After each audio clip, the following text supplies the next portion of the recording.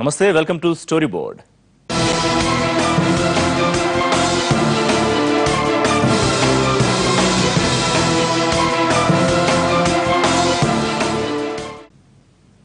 వాన రాకడా ప్రాణం పోకడా చెప్పలేమన్నది పాత రోజుల్లో ఓ సామెత. నిజమే, మన మీద నుంచి ఎగురుకుంటూ వెళ్లే మేఘం ఎప్పుడు వర్షిస్తుందో ఎవరూ చెప్పలేరు. అలాంటి ఎక్కడో వేల కిలోమీటర్ల దూరంలో సముద్ర ఉపరితలంపై పుట్టిన తుపాను గురించి మనకి ఎవరు చెప్తున్నారు? అక్కడ అది పుట్టిందని ఎలా చెప్తున్నారు? మన భవిష్యత్తును ముందే చెప్తోన్న ఆ కాలజ్ఞానం ఎవరిది?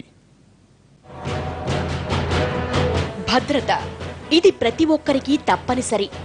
ఇంట్లో దొంగలు పడకుండా తాళాలేస్తాం, ఊరికెళ్తే పక్కింటోళ్లకు చెప్పెళ్తాం. అదే ఓ పెద్ద ఆఫీస్ అయితే సెక్యూరిటీ గార్డుల్ని పెట్టుకుంటాం. మిలిటరీ ఏరియాల్లో ఎత్తైన వాచ్ టవర్లు కట్టి దానిపైన కూర్చొని కాపలా కాస్తాం. టైటానిక్ లాంటి పెద్ద పెద్ద షిప్పుల్లో ఎదురయ్యే ఐస్బర్గులు ఢీకొట్టకుండా ఓడపైన ఓ వాచ్ మాస్టర్ని కూర్చోబెడతాం. ఇలా ఎక్కడున్నా భద్రతకే చాలా ప్రాధాన్యమిస్తాం. ఎందుకంటే ఆస్తులు పోతే సంపాదించుకోవచ్చు, కానీ ప్రాణం పోతే మాత్రం తిరిగి తీసుకురావడం అసాధ్యం కాబట్టి.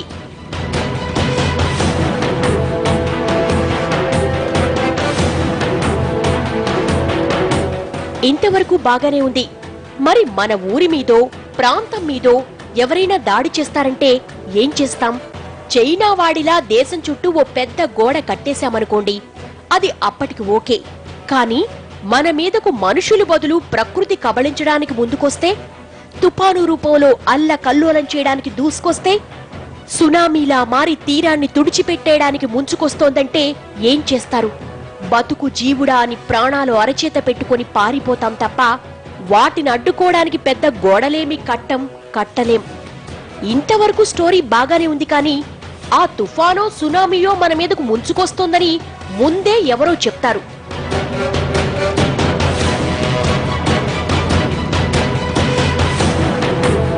సముద్రంలో వాచ్ టవర్ కట్టడం కష్టం కదా. పోనీ అదే వాచ్ టవర్ అంతరిక్షంలో కట్టేస్తే ఎలా ఉంటుంది?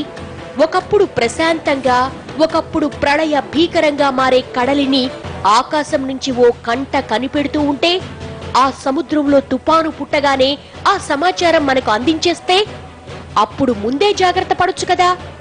ఉత్తరాంధ్రను కబళించి సర్వనాశనం చేసిన హుదూద్ విషయంలో జరిగిందిదే.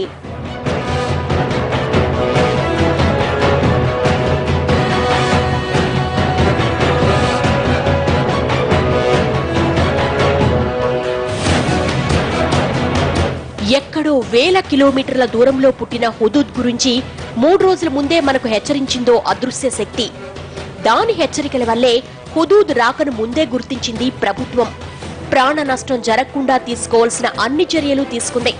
ముందుగానే ఈ విషయం మనకు తెలిసి ఉండకపోతే కేటగిరీ 5కు చెందిన హుదూద్ సూపర్ సైక్లోన్ దెబ్బకి వేలల్లో ప్రాణ నష్టం జరిగి ఉండేది. 1977 నవంబర్ 9 ఆంధ్రప్రదేశ్ చరిత్రలో మరిచిపోలేని ఉపద్రవం ముంచుకొచ్చింది. కోస్తాను కబళించిన ఉప్పెన పెను విధ్వంసం సృష్టించింది. ఈ ఉప్పెన ధాటికి దివిసీమ కకా వికలమైంది. కేటగిరీ 4 తుపాను ముంచెత్తడంతో 14,000 మంది మృతి చెందినట్లు ప్రభుత్వం ప్రకటించింది. అనధికారికంగా మృతుల సంఖ్య 50,000 పైమాటే అనే అంచనా.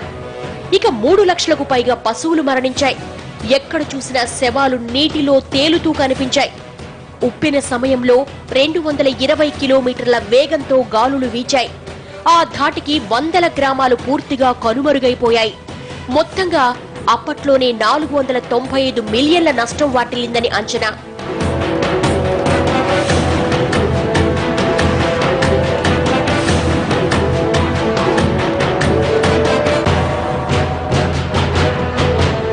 ఇక ఇప్పుడు ఉత్తరాంధ్రను ముంచెత్తిన హుదూద్ కేటగిరీ 5 తుపాన్.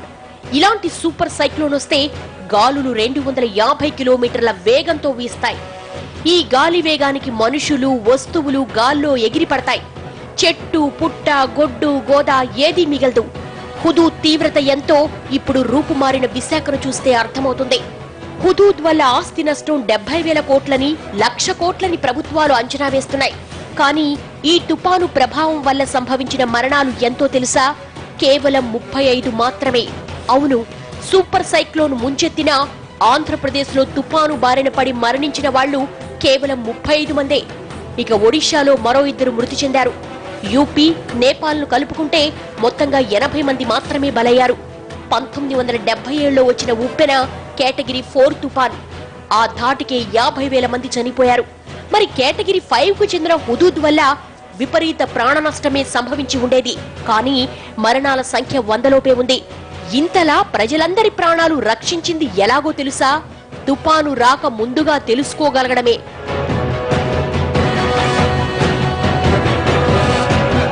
1977లో తుపాను ముంచుకొస్తున్నట్లు ఎవ్వరికీ తెలీదు. కానీ ఇప్పుడు హుదూద్ పుట్టగానే ప్రపంచానికి తెలిసిపోయింది. అది ఎలా వస్తోంది, ఎప్పుడొస్తోంది, ఎంత వేగంగా వస్తోంది, ఎక్కడ తీరం దాటుతోంది అని. అన్ని విషయాలు అక్షరాలు క్షణాలతో సహా ఖచ్చితంగా తెలిసిపోయాయి. అందుకే ప్రాణ నష్టాన్ని ఇంత భారీగా తగ్గించగలిగాం. మరి ఆ హుదూద్ పుట్టిన దగ్గర నుంచి తీరం దాటి బలహీనపడే వరకు దాని గమనాన్ని చెప్పిన అదృశ్య శక్తి మరెవరో కాదు, ఆకాశ వీధిలో నిశ్శబ్దంగా తిరుగుతున్న శాటిలైట్.